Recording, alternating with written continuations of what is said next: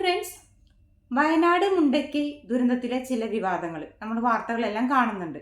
അപ്പോൾ ദുരിതാശ്വാസം എന്ന് പറഞ്ഞാൽ ജനങ്ങൾക്ക് ദുരിതം, സർക്കാരിന് ആശ്വാസം എന്നാണോ? എന്താണ് ഇതിന്റെ സത്യാവസ്ഥ? അതറിയാൻ ജനങ്ങൾക്ക് അവകാശമുണ്ട്. കാരണം പാവപ്പെട്ടനെന്നോ പണക്കാരനെന്നോ ഇല്ലാതെ ദുരിതത്തിൽപ്പെട്ടവരെ സഹായിക്കാൻ ഒരുപോലെ എല്ലാവരും ഒറ്റക്കെട്ടായി നിന്നു എന്നതൊരു സത്യമാണ്.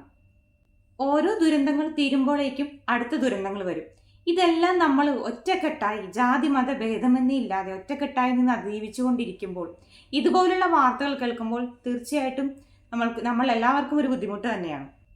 ന്യൂസ് ചാനലൊക്കെ നിങ്ങൾ കണ്ടിട്ടുണ്ടാവും, ദുരിതാശ്വാസ പ്രവർത്തനങ്ങൾക്ക് വേണ്ടി ചിലവാക്കിയ തുക എന്നൊക്കെ പറഞ്ഞിട്ട് കുറേ ലിസ്റ്റുകൾ. അതിൽ കുറച്ച് കാര്യങ്ങൾ ഞാനിവിടെ നിന്ന് പറയാം. ദുരിതാശ്വാസ പ്രവർത്തനങ്ങൾക്ക് വന്ന വോളണ്ടിയേഴ്സിന് യൂസർ കിറ്റ് നൽകിയ വകയിൽ ആകെ 2,98,00,000 രൂപ. വെയിലി പാലത്തിന്റെ അടിയിൽ കല്ല് നിരത്തിയതിന് 1 കോടി രൂപ. 17 ദുരിതാശ്വാസ ക്യാമ്പുകളിലേക്ക് 30 ദിവസത്തേക്ക് ജനറേറ്ററിന്റെ ചെലവ് 7 കോടി. ദുരിതാശ്വാസ ക്യാമ്പിലെ ഭക്ഷണത്തിന്റെ ചെലവ് 8 കോടി. മിലിറ്ററി വോളണ്ടിയർ എന്നിവരുടെ താമസ സൗകര്യങ്ങൾ ഒരുക്കിയ വകയിൽ 15 കോടി. മിലിറ്ററി വോളണ്ടിയർമാർ എന്നിവരുടെ ഭക്ഷണം വെള്ളം ആവശ്യങ്ങൾക്ക് 10 കോടി. ദുരിതാശ്വാസ ക്യാമ്പിലെ വസ്ത്രങ്ങൾക്കായി 11 കോടി. അടക്കാൻ വേണ്ടിയിട്ട് പറയുന്നത് ഒരാൾക്ക് 75,000 രൂപ വെച്ചിട്ട് 350 ബോഡി ഉണ്ടായിരുന്ന 350 ബോഡി അടക്കാൻ വേണ്ടി 2,76,75,000 രൂപയാണ്.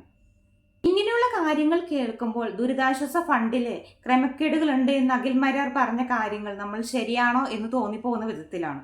അതിലാരെയും കുറ്റം പറഞ്ഞിട്ട് കാര്യമില്ല. കാരണം കേൾക്കുന്ന വാർത്തയിൽ നമ്മൾ കേൾക്കുന്ന കാര്യങ്ങളും ഈ ഒരു ചെലവും സാധാരണക്കാർക്കും എല്ലാവർക്കും തന്നെ കോമൺ സെൻസുള്ള ആർക്കും ഊഹിക്കാൻ കഴിയുന്ന ഇതിലപ്പുറമുള്ള ചെലവുകളാണ്. അത് കേൾക്കുമ്പോൾ ആരാണെങ്കിലും സംശയിച്ചു പോകും. അതിൽ ജനങ്ങളെ തെറ്റു പറയാൻ പറ്റില്ല. പക്ഷെ എന്താണ് ഇതിലെ സത്യാവസ്ഥ? ഒരുപാട് ആൾക്കാർ സഹായിച്ചു, ഒരുപാട് കടക്കാർ വസ്ത്രങ്ങളും ചെരുപ്പുകളും കൊടുത്തു, ഒരുപാട് സന്നദ്ധ സംഘടനകൾ സഹായിച്ചു. അതുപോലെ നമുക്കറിയാം അവിടെ വൈറ്റ് ഗാർഡ് ഫുഡ് ഫ്രീ ആയിട്ട് കൊടുത്തിരുന്നു. ഇതെല്ലാം നിർത്തി വെച്ചിട്ട് ഗവൺമെന്റ് തന്നെ ഒരാഴ്ചയോളം അവരാണ് ഫുഡ് അവിടെ സെർവ് ചെയ്തുകൊണ്ടിരുന്നത്. അതെല്ലാം വേണ്ട എന്ന് പറഞ്ഞ് അത് ഗവൺമെന്റ് ഏറ്റെടുക്കുന്നു. പിന്നെ ഗവൺമെന്റ് ആണ് ഫുഡെല്ലാം കൊടുക്കുന്നത്. അപ്പം അങ്ങനെയുള്ള കാര്യങ്ങളെല്ലാം വരുമ്പോൾ സ്വാഭാവികമായും ആളുകളിലേക്ക് സംശയം വരും. കാരണം ഭക്ഷണത്തിന് വേണ്ടി ഇത്ര കോടി രൂപ ചിലവാക്കി എന്നുള്ള കണക്കുകളൊക്കെ കേൾക്കുമ്പോൾ ഫ്രീ ആയിട്ട് കൊടുത്തിരുന്നതെല്ലാം നിർത്തി വെച്ചിട്ട് ഇങ്ങനെയൊക്കെ ചെയ്തിരുന്നത് ദുരിതാശ്വാസ ഫണ്ടിൽ നിന്ന് മുക്കാരാണോ എന്ന് ആരാണെങ്കിലും ചിന്തിച്ചു പോകും. അതിനാളുകളെ തെറ്റു പറയാൻ പറ്റില്ല. അതുപോലെ ഇത്രയൊക്കെ തുക എസ്റ്റിമേറ്റ് എന്ന് പറഞ്ഞു കൊടുക്കുമ്പോൾ ആളുകളിൽ തീർച്ചയായിട്ടും ചോദ്യങ്ങൾ വരും. അപ്പോൾ ഒരു വശമാണ് നമ്മളിപ്പോൾ കേട്ടത്. ഈ വാർത്ത വന്നതിന് ശേഷം ദുരന്ത നിവാരണ അതോറിറ്റി സെക്രട്ടറി ആയ ഡോക്ടർ ശേഖർ കുര്യാക്കോസ് ഇതിനെക്കുറിച്ച് കുറച്ച് കാര്യങ്ങൾ സംസാരിക്കുന്നുണ്ട്. അപ്പം അദ്ദേഹം പറഞ്ഞ കാര്യങ്ങളും കൂടി നിങ്ങളുടെ ശ്രദ്ധയിലേക്ക് ഞാൻ പെടുത്തുന്നു. അദ്ദേഹം പറയുന്നതനുസരിച്ച് 219 കോടി രൂപയാണ് കേന്ദ്ര മാനദണ്ഡം അനുസരിച്ച് പരമാവധി ആവശ്യപ്പെടാൻ പറ്റുന്ന തുകയെന്ന്. അതിനുവേണ്ടി നൽകിയ നിവേദനമാണ് ഹൈക്കോടതിയുടെ ആവശ്യപ്രകാരം അവിടെ സമർപ്പിച്ചത്. ഇതിന്റെ പകർപ്പുകളാണ് നമ്മൾ വാർത്താ ചാനലുകളെല്ലാം കണ്ടുകൊണ്ടിരിക്കുന്നത്. അദ്ദേഹം പറയുന്നത് 9-ാം തീയതി കേന്ദ്ര സംഘം വന്ന് പരിശോധിച്ച് 14-ാം തീയതിയാണ് ഈ ഒരു നിവേദനം സമർപ്പിക്കുന്നത്. അതുപോലെ ഈ നിവേദനത്തിൽ സമർപ്പിച്ച ഇത്രയും തുകയാണ് ചെലവായതെന്ന് കേരള സർക്കാർ ഒരിടത്തും പറഞ്ഞിട്ടില്ല, ഹൈക്കോടതിയും പറഞ്ഞിട്ടില്ല എന്നാണ് ഡോക്ടർ ശേഖർ കുര്യാക്കോസ് പറയുന്നത്. ഇതുപോലുള്ള ദുരന്തങ്ങൾ നടന്നു കഴിഞ്ഞാൽ സാധാരണയായിട്ട് കേന്ദ്ര സംഘങ്ങൾ വരുന്നത് 1 മാസത്തിന് ശേഷമായിരിക്കും. പക്ഷേ വയനാട് ദുരന്തത്തിന് ശേഷം 9-ാം തീയതി കേന്ദ്ര സംഘങ്ങൾ വന്ന് അസസ്മെന്റ് ചെയ്തു. കാരണം 10-ാം തീയതിയാണ് പ്രധാനമന്ത്രി അവിടെ സന്ദർശിച്ചത്. അപ്പം അതിനു മുമ്പ് തന്നെ അവർ വന്ന അസസ്മെന്റ് കാര്യങ്ങളെല്ലാം ചെയ്തിട്ട് പോയി. അതുപോലെ അദ്ദേഹം പറയുന്നത് കോസ്റ്റ് എസ്റ്റിമേഷൻ കേന്ദ്രത്തിൽ നിന്ന് വരുന്നവരെ കാണിച്ചു. അവരുടെയും ഉപദേശം അനുസരിച്ചിട്ടാണ് പ്രാഥമിക ആവശ്യങ്ങൾക്കുള്ള കണക്കുകൾ അടങ്ങിയ ആ ഒരു മെമ്മോറാണ്ടം അവർ തയ്യാറാക്കിയതും 14-ാം തീയതി സമർപ്പിച്ചതും എന്ന് അദ്ദേഹം പറയുന്നു.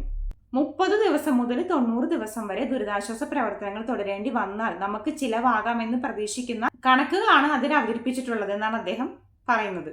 ഈ കണക്കാണ് ചിലവാക്കിയ കണക്ക് എന്ന രീതിയിൽ മാധ്യമങ്ങൾ തെറ്റായ രീതിയിൽ പ്രചരിപ്പിക്കുന്നത്. അതുകൊണ്ട് ഈ വാർത്ത തികച്ചും സത്യസന്ധമല്ല എന്നും അദ്ദേഹം പറയുന്നുണ്ട്. അപ്പം നമുക്ക് ഈ ഒരു കാര്യത്തിൽ നമ്മൾ പേജുകളെല്ലാം കാണുന്നു, ഇത്ര കോടി രൂപ ഇതിനു വേണ്ടി ചെലവാക്കി എന്നൊക്കെ പറയുമ്പോൾ തീർച്ചയായിട്ടും ജനങ്ങളൊരു സംശയം വരും. അത് സ്വാഭാവികമാണ്. അപ്പോൾ അതുകൊണ്ട് തന്നെ ഇപ്പം ഇദ്ദേഹം ഈ ഒരു കാര്യം പറഞ്ഞു. അതുപോലെ തന്നെ മുഖ്യമന്ത്രിക്കും എന്തെങ്കിലും പറയാനുണ്ടാവുമല്ലോ, കാരണം അദ്ദേഹമാണ് ഇതിന് മറുപടി പറയേണ്ടത്. അപ്പോൾ ഈ ഒരു സെക്രട്ടറി ആയ ഡോക്ടർ ശേഖർ കുര്യാക്കോസ് പറഞ്ഞ കാര്യങ്ങൾ ഞാൻ നിങ്ങളെ അറിയിച്ചു എന്നുള്ളൂ. ഇത് ഞാനിങ്ങനെ പറഞ്ഞതുകൊണ്ട് ഞാൻ CPM വെളുപ്പിക്കാൻ വരുന്നു എന്നൊന്നും പറയേണ്ട. കാരണം നമ്മൾക്ക് എല്ലാവർക്കും അവകാശമുണ്ട് അതറിയാനായിട്ട്. കാരണം ദുരിതാശ്വാസ ഫണ്ടിലേക്ക് ഓരോരുത്തരും അവരവരെ കൊണ്ടാവുന്ന രീതിയിൽ സഹായം കൊടുത്തിട്ടുള്ളതാണ്. അപ്പം അതുകൊണ്ട് തന്നെ അത് സത്യസന്ധമായ രീതിയിലാണോ ചെലവാക്കിയത് എന്നറിയാനുള്ള അവകാശം നമ്മൾക്കുണ്ട്. അപ്പോൾ അതിന് മുഖ്യമന്ത്രിക്ക് ഇവർ പറയുന്നതനുസരിച്ച് ഇതൊന്നും ചെലവാക്കിയ തുകയല്ല, ഇവർ എസ്റ്റിമേഷനാണ് കൊടുത്തത് എന്ന് പറയുന്നുണ്ട്. അപ്പോൾ എന്താണ് സത്യത്തിൽ സംഭവിച്ചത് എന്നറിയാൻ നമ്മൾക്ക് ആഗ്രഹമുണ്ട്. അതുകൊണ്ട് തന്നെ സത്യസന്ധമായ രീതിയിലുള്ള കാര്യങ്ങൾ പുറത്തു വരട്ടെ എന്ന് മനസ്സുകൊണ്ട് ഞാൻ ആഗ്രഹിക്കുന്നു.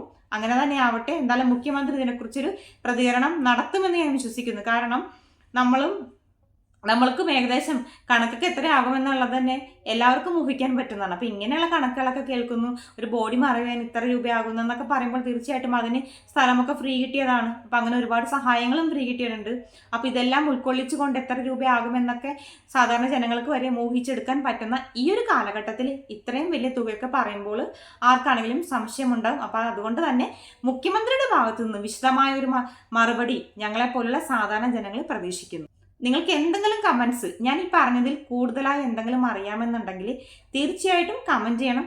അതുപോലെ തന്നെ ഞാൻ എല്ലാ ലിസ്റ്റുകളൊന്നും ഞാൻ പറഞ്ഞിട്ടില്ല, കുറച്ച് മാത്രമേ പറഞ്ഞിട്ടുള്ളൂ. ഒരുപാട് കാര്യങ്ങളുണ്ട്, നിങ്ങൾ മീഡിയാസിലൂടെയൊക്കെ കണ്ടിട്ടുണ്ടാകുമെന്ന് വിശ്വസിക്കുന്നു. അപ്പോൾ ഞാൻ പറഞ്ഞതിൽ എന്തെങ്കിലും തെറ്റുണ്ടെങ്കിൽ അല്ലെങ്കിൽ ഇനി എന്തെങ്കിലും ആഡ് ചെയ്യാനുണ്ടെങ്കിൽ അങ്ങനെ എന്തെങ്കിലുമൊക്കെ ഉണ്ടെങ്കിൽ തീർച്ചയായിട്ടും നിങ്ങൾ കമൻറ്റ് ചെയ്യണം. Thank you so much.